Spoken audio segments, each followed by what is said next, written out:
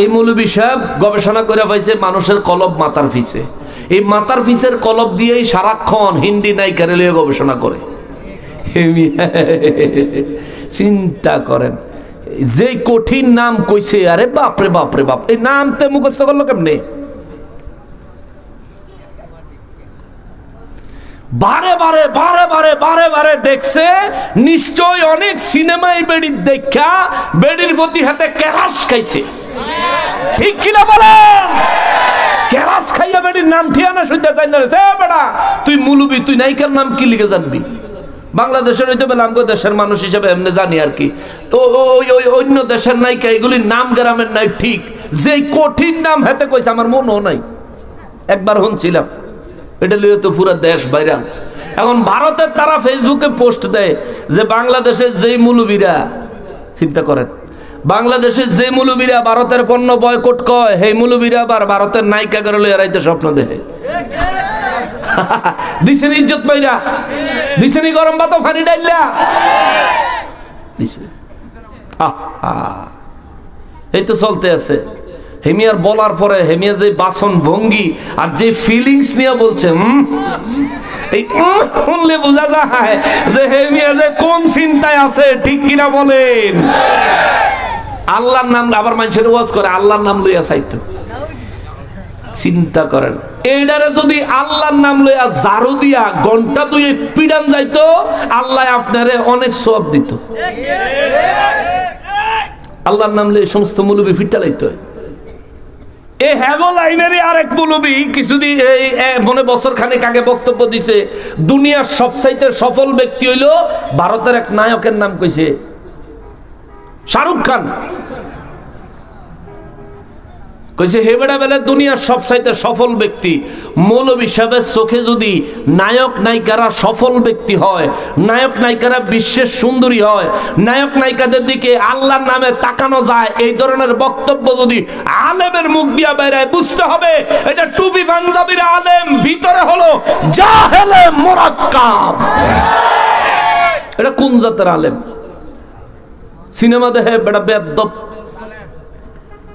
অহন ভালো হয়েছে, অহন হুজুরের ওয়াজের ভিতরে ওই উল্টা ফাল্টা বেডির হেই যে বেডির কথা কইছে, হে বেডির কিসব ছবি যে ফোলাফাইনে লাগাই দিছে, ফোলাফাইনে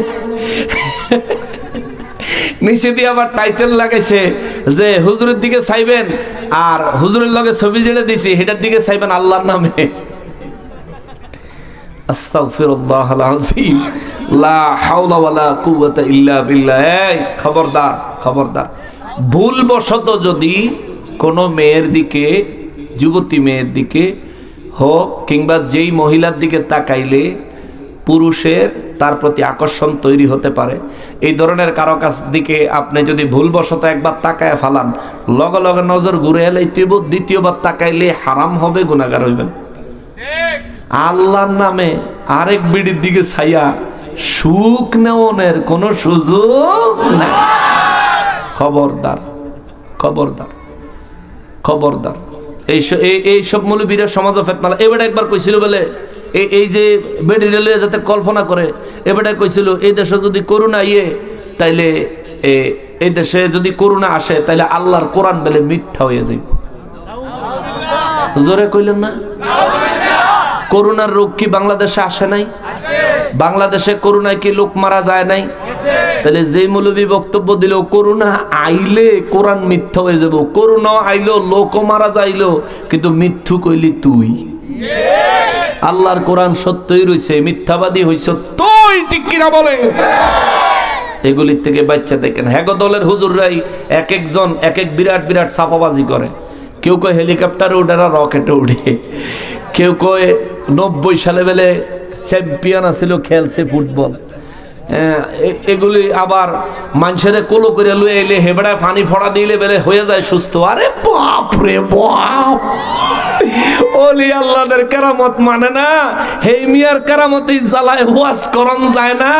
বুঝা গেল ডাল মে কুছ কালা হে, স্বার্থপরের দল, ওলি আল্লাহর দুশমন, ইসলামের দুশমন, জাতির দুশমন, ঠিক কিনা বলে? যারা ওয়াজের মজলিসে এসে মিথ্যাচার করে, যারা ওয়াজের মজলিসে বসে, এটা একটা রহমতপূর্ণ মজলিস, এইখানে বসে যারা এই পর নারী নিয়ে চিন্তা করে, আল্লাহ তা করে হেদায়েত দেয়। জোরে কোন আমিন। এখন হেরাজেন কি পরিমাণে সিনেমা দেখে, এটা আপনাকে এই আইডিয়া করতে কি আর কোনো বাধা আছে? আমাকে যুবক ভাইরা তো এটা বেশি করে আইডিয়া করতে পারবে। মাশাল্লাহ মাশাল্লাহ, নাম আমরাও ঠিক মতন জানি না। হিমিয়া কেমনে এত সহি শুদ্ধ নুরানি পদ্ধতিতে কইল, কোন হানো এক আলিফ টানো ভুল করছে না। ওরে হুজুর রে, আল্লাহ হেদায়েত দেখ। জোরে কোন আমিন। আমার যুবক ভাইরা, তোমাদের কাছে আজকে একটা অনুরোধ করে যাই। ভাই, আজকের ওয়াজটা হাসরের ময়দান নিয়ে করলাম, আমারও হাসরের ময়দানে দাঁড়াইতে হবে ভাই, তোমারও দাঁড়াইতে হবে। বিশ্বাস করো ভাই, হায়াতের কোনো গ্যারান্টি নাই। কয়েকদিন আগে ফেসবুক একটা পোস্ট দেখলাম, সংবাদ আসলো, গুগল ম্যাপ ধরে গাড়ি দিয়ে সপরিবারে কোথায় যেন যাইতেছিল, গুগল ম্যাপ ধরে ব্রিজের উপরে দিয়ে যাইতেছিল, ব্রিজ যে মাঝখানে অর্ধেক বানায় নাই, এটা তো আর গুগলে জানে না, হে বেটাও কই থাকতো না। সোজা গিয়া গাড়ি চালায় পইরা ওখানেই 5-6 জন না 7 জন ফুল ফ্যামিলি শেষ। 6 জন না 6 জন, ওখানেই ফুল ফ্যামিলি শেষ হয়ে গেছে। তো সবাই তো আশা করছিল গাড়ি দিয়ে বাড়ির যাবো, কিংবা যেখানে যাওয়ার গন্তব্যস্থলে যাবো, একটু আরাম আয়াস আনন্দ উল্লাস করবো। যারা দাড়ি রাখে নাই, হেরা চিন্তা করছে বুড়ো হইলে রেখে দিমনি, কিন্তু হায়াতে কুলায় না। আমার যুবক ভাই, দাড়িটা রাখিয়েন। আমার যুবক ভাই, 5 ওয়াক্ত নামাজ পড়িয়েন। আমার যুবক ভাই, আল্লাহর ভয়, নবীর মোহাব্বত, মা বাবার খেদমত, পীর আউলিয়ার সোহবত, এই 4টা জিনিস। আমি আবার বলি, আল্লাহর ভয় কেমন হবে? যে কোনো কাজ করবেন দেখেন কে? কথা কন না কে?